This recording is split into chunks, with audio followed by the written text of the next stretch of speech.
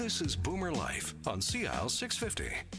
Nice to have you with us on this Monday evening. Dr. Paul Zickler is also with us in studio here at CIL 650. Dr. Zickler is a former emergency room physician, 20 years at Royal Columbian Hospital in Westminster.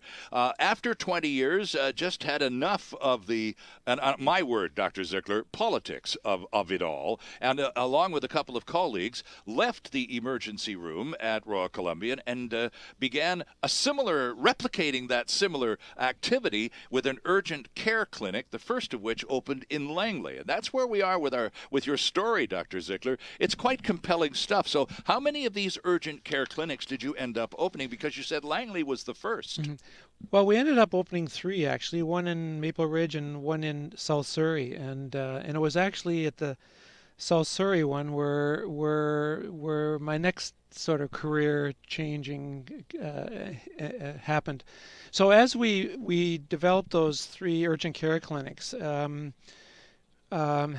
it was also evident to us is that we had a particular group of, or a particular sort of expertise amongst ourselves as emergency physicians that we had developed over the years. And it was okay when we had these urgent care clinics that we did all the casting and the suturing and the other things that we sort of picked up in the emergency department. But as we developed other clinics, it was difficult to find people with the same set of skills and the same comfort level in dealing with these things. And so over time, our urgent care clinics really sort of morphed into sort of what you see now as the walk-in or clinic. the wellness centers, right? Yeah, okay. The walk-in center. I'm curious though. Back in the original, the first one, and then the 2 that followed, were you how did the government take it? Because all of a sudden, there you were, formerly working within the system at a hospital, and now you're out there, well, in the real world, being somewhat competitive to the healthcare system. How did the government take that? Well, it wasn't really competitive, but in terms of it was different, and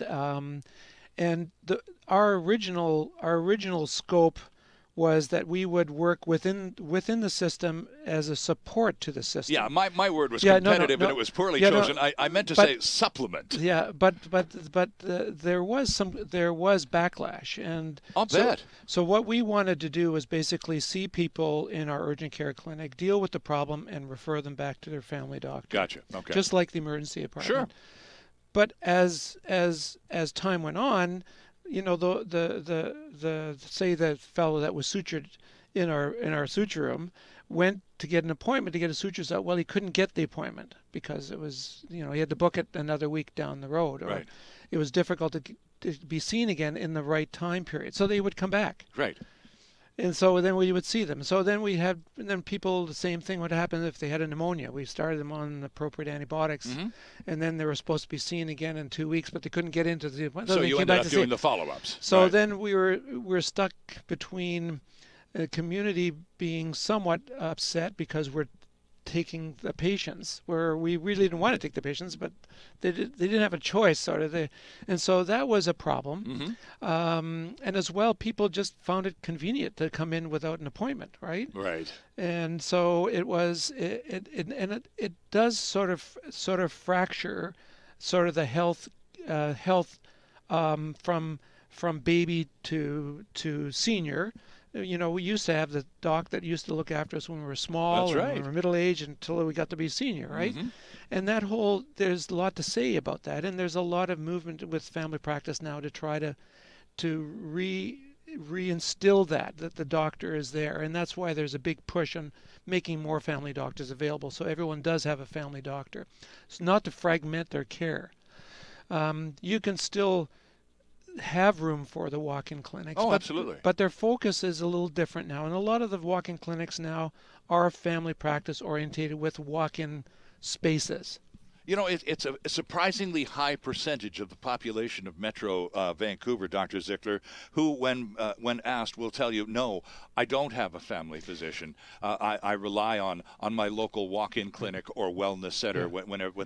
How important is that connection between an individual and his or her family doc? I think it's very important, and I think there's a big move towards correcting that fragmented care, and I know that there is a big push in making, I forget what the year was, but they wanted to have everyone have their own family doctor. Right. And I think there are definitely times when you want to be able to be seen at the moment that you're there, and if it's not an emergency, going to a walk-in clinic. But I think having doctors or a group of doctors that you're familiar with and they're familiar with you really has a big impact in terms of your care and the empowerment of their care towards the patient, so that I think the outcomes in terms of long-term care are better if they do that. And we're going to talk about that a little further along. It would seem also practical, because once you establish a relationship and everything's on file at one doctor's office, you're not going to have to go through Exactly. I have to get to know your history every time you see a different doc. Yeah. All of that's gone. You don't waste that time. Yeah. But medicine is changing. Medicine is changing big time with social media, True. with new devices, with new technology, and the way we're looking at medicine now could be completely different in another 10 years when you look at the impact of the internet, of the digital age. Well, I was just going to say, we Canadians are notoriously mad crazy about the internet. We use, on a per capita basis, the internet almost more than any other group of people on the planet. We're just nuts about the internet. Well, that sort of goes back to my story. The internet goes back to my story. So then when we had our 3 clinics, the one that was in White Rock was near the border. And we had several families that would come to see us as their family doctor because we were close to them, just on the other side of the border. Oh, so these people are coming up from Blaine. Yeah. Okay, all right. And see us, and it was considerably cheaper than what they were paying in the U.S. I'm sure. But one day, my colleague saw a patient that had come from Seattle, and she was seen by him, and she was given a prescription. It was for tamoxifen, which is an anti-cancer drug, which at that time was still a brand drug. And an hour later, she came back to be seen, and she was crying. And so we put her back in the waiting room, or back into the examining room, and my colleague went back to see her, and he said, "What's the problem?" And she said, "Doctor, I can't believe it. That 3-month prescription that you gave me, I went to pay for it. I've got $300 left from what my bill would be in the United States, and I can take the whole pill. I was only taking a quarter of the pill because that's all I could afford." Wow. And she says, "I just can't believe it." And he said, "Well, I'm really glad for you," and let her go home, and never thought anything more of it. And she was just flat out astonished. At the amazing difference in price between American and Canadian for the same drug. Exactly. Okay. And so we never thought anything of it. But then a week later, we got a call from Seattle Times, and the journalist had done some homework, he'd done some research in terms of cost of the 5 common drugs, and said, "Do you know that there's such a price difference?" And we said, "No." And he said, "Well, there is." And he said, "The people can come to Canada to see you. They can get a prescription and go and get it filled in a Canadian pharmacy and save this money." I said, "Well, that's really good." Sure. And so anyway, they did an interview with my colleague, and the next thing we got, there was a full page on the Seattle Times. In the Seattle Times. Uh-oh. And that just opened the wave, the sort of the news media waves of interest, and we got calls from the NBC, CBC, Cairo TV. Cairo TV sent the following week up a bus full of patients, and by that time, people understood, man, I can get these. Well, it got to be the point where the clinic was getting too busy, and our regular patients were getting kind of getting pushed aside by the waiting room was full all the time, right? So we had a long discussion with our members of our group and said, listen, do we do this or don't we do this? I mean, if we do this, we have to get another situation. We can open an office just for American clients. Yes. And then so that way with the volumes in our our regular patients here would be still serviced well. Sure. And so there was this soul searching. Well, why are we doing this? I said, well, we're doing this is because if you listen to all the stories of the patients you've just seen, those people are on fixed incomes. Yes. They're retired. They're on disability, and they can't afford their medication. So there's lots of people that are not taking the medications they really need, or are taking a quarter of a pill instead of the whole thing. Exactly. Right. Okay. And so I said, if the tables were turned, and your patients here in White Rock couldn't afford to buy the medications here, but go down to Blaine, and you could afford those, but they needed a prescription from an American doctor. Wouldn't you want one of the guys down there to say, hey, send them down here, I'll fix their problem for you? Sure. And so we decided that we would open a new office simply for Americans, and that worked well until... This would be somewhere in the White Rock area, close to the border. It was in White Rock. Okay. And so people would come to see us, and we would see them and evaluate them and go over their original prescriptions to see what they were taking, call the doctor if necessary, or the pharmacist if there were some problems. Right. And then give them a prescription. And that worked well until 9/11. Oh. Of course, then then nobody could go. Right. Then all of a sudden, border security became a whole other thing. Exactly. And so did they just, no, they would be coming north to Canada. Yeah. So was it the Canadian border security that said, we're not doing this pharmacy stuff anymore? No, they didn't say anything about pharmacy, but the borders weren't moving. Everything was stalled. Right.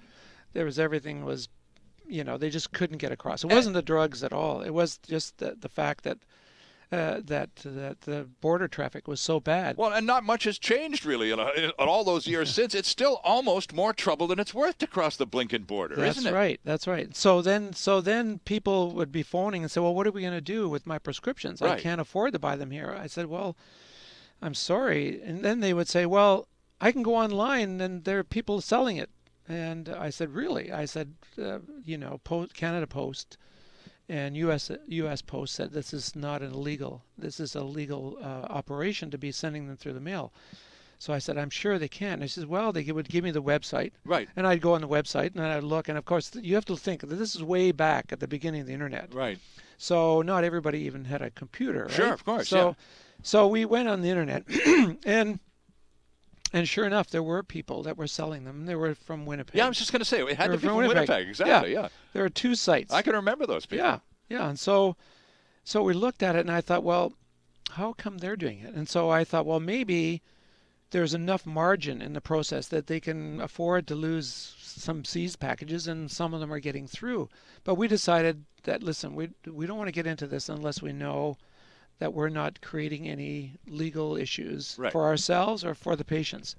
So we went down to Bellevue, to the FDA, and we met with them, and an hour sort of appointment turned out to be 10 minutes, and the fellow just gave us a piece of paper and said, just follow these rules, and we're not going to stop any packages coming from Canada. And that was that. And so basically there were 3 or 4 items. It had to be a personal prescription written by a Canadian. No, a personal prescription, meaning that it was to them personally. Of course, all right. And that it was a valid American physician. Oh, okay. So it could have been an American doc too. Then. Yeah, okay. well, that's where they got the prescription, so that you knew that they had seen a doctor and got a prescription. Sure. And that it wasn't a narcotic, and it was for personal use only. They couldn't be reselling it. Of course. And so we came home and said, well, let's open our own online service to those patients that we've created here coming to see us. And so we did. That was the start of drsolve.com. drsolve.com. It happened to be a name that we had for our clinic, for our website, and it was available. Well, now I need to take a break, and I've introduced you twice already, Dr. Ziegler, as being from YesWellness.com, and we're still not there yet. What a great story. Back with lots more on Boomer Life right here on CIL 650. Canada's only weekly radio show dedicated to the baby boomer lifestyle. This is Boomer Life on CIL 650.